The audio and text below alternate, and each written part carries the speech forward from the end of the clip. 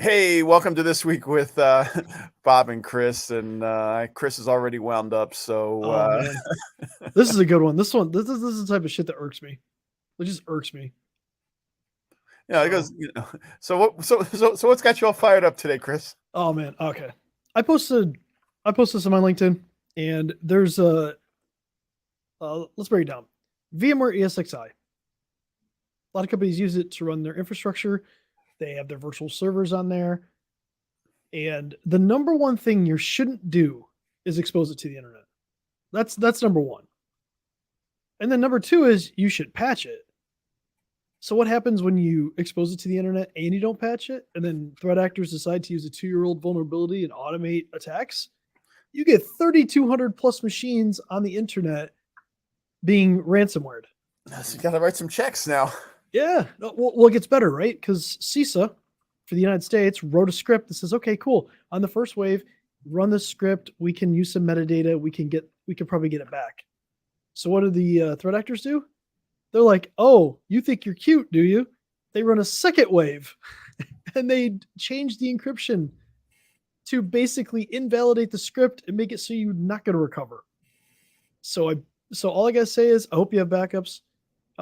There's been universities hit by this. There's been a certain Supreme Court inside of a United States state. So let's back up for a minute, Chris, and just so people understand what's actually gone on here. This is more than just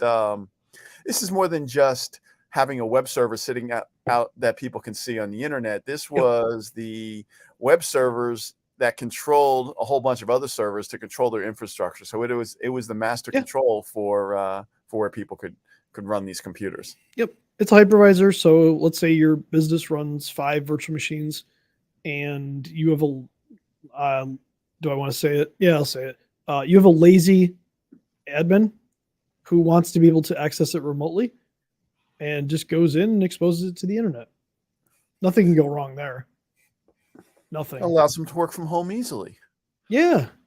And Guys, by the way, it's really easy to find this stuff of working from home than putting this stuff on the internet now. And like Chris said, this really comes down to someone being lazy or just being lazy. We can say stupid or ignorant. Probably lazy. I don't want to call people stupid because I think it's disingenuous, but like, come on. This is like using like techniques from like 2000 in 2023 and thinking it's okay. It really comes down to being lazy and irresponsible. Yeah. Are you stupid or irresponsible? I think that's what you're trying to go to. Yeah. Yeah. So it just irks me because you're running your entire business off of this, or you're running like an entire business unit off of this. And there's been VMware's had a rough year anyway with like exploits and stuff like that over the last year, but like a 2-year-old vulnerability. Now, some people were like, well, we had the service disabled and they still got hit with it. So there might be more to it than just disabling the service. Like if you didn't have the patch installed, you could literally be hit by this. Understand, if you expose something to the internet directly, it is not hard to find. It takes about 10 minutes to find a whole bunch of these machines sitting You can use the 2000 technique of changing the port number. It doesn't work. It's super easy to find. There are so many tools today that make it easy to find. So number one, don't do it. Number two, if you are going to do it, you can put things like IP restrictions that maybe you're limited to like what IP you can go to.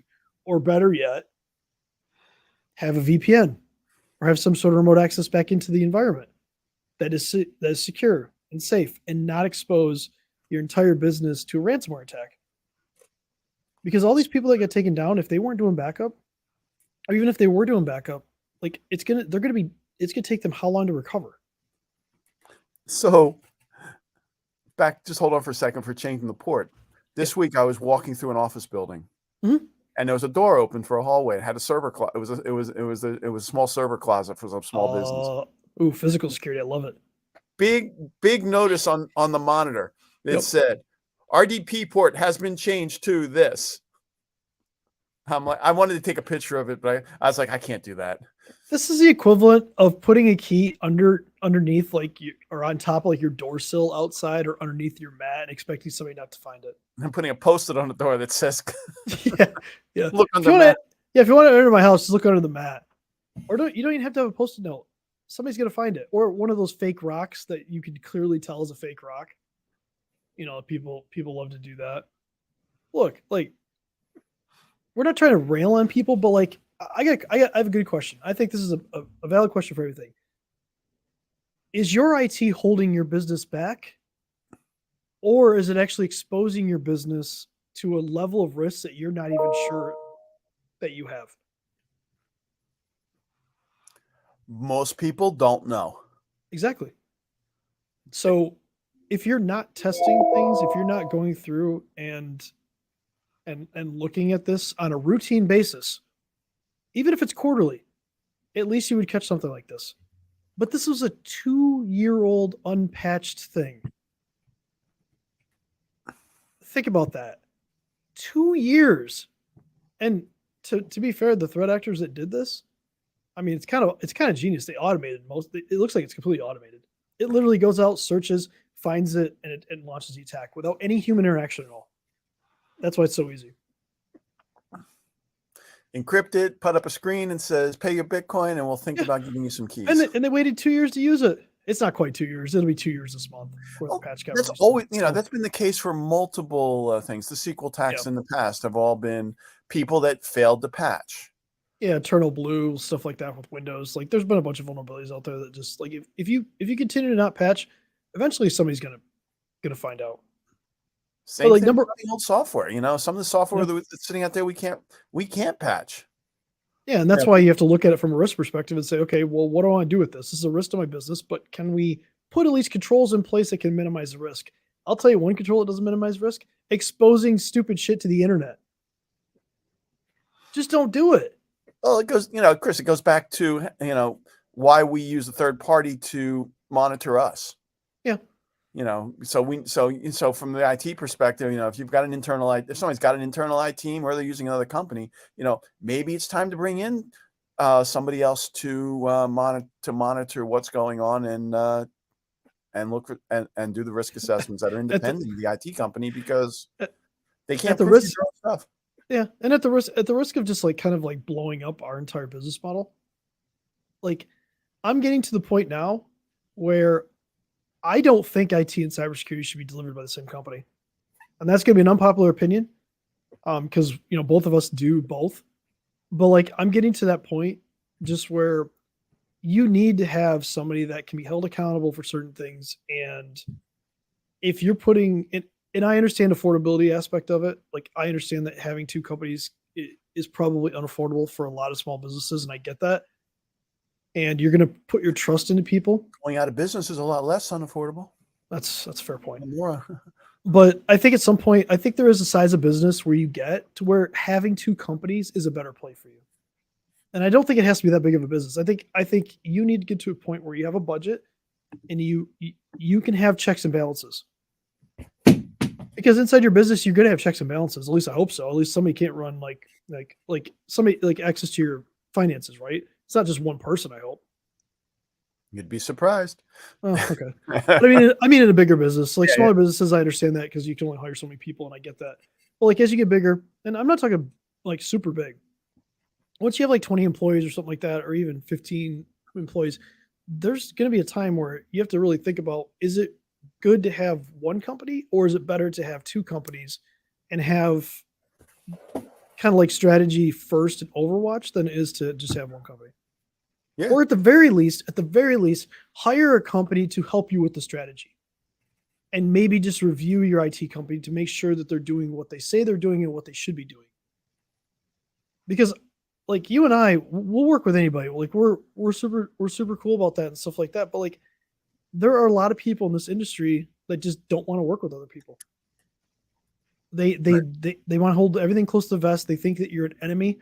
And the reality is, it's like, no, we're trying to make the world better. We're trying to make businesses more resilient to attacks. We're trying to help people. And I know that may not be what some people want to hear, but yeah. So I think we're going to wrap this up a little bit early, and Yeah, before I just really go off the edge. and just really want people to understand. You need to assess your risk. If you don't know how to do that, reach out to one of us, and let's have a short conversation and get the ball rolling, just so you know if your guys are doing the right thing. Yeah, and ask, and if you have an IT person or IT team or something like that, ask them what's exposed to the internet and have them give you a list. Yeah. And then ask questions. Well, a lot of the old people, exposed to the internet. Well, we put it on a different port, so it's no longer exposed. It's exposed. If it's if they can get to it easily over the internet, so can everybody else. Yeah, just because you're speeding and get away with it for 10 years doesn't mean that you're not going to get a ticket one day. And at the event a couple weeks ago, the message was, you're not too small to get hacked. You're just too small to show up in the news. Or you might not be able to survive. Yeah, right. Yeah. Can you make what is it, 6 months now? The news cycle's like 6 months for somebody that gets attacked. Can you make 6 months? All right. Think about that. Yeah. All right. Anyway, I think it's enough. I think it's enough ranting for today. Rant for the day. Yeah. Well, have a good weekend, and we'll go from there. All right. That sounds good. See you, everyone.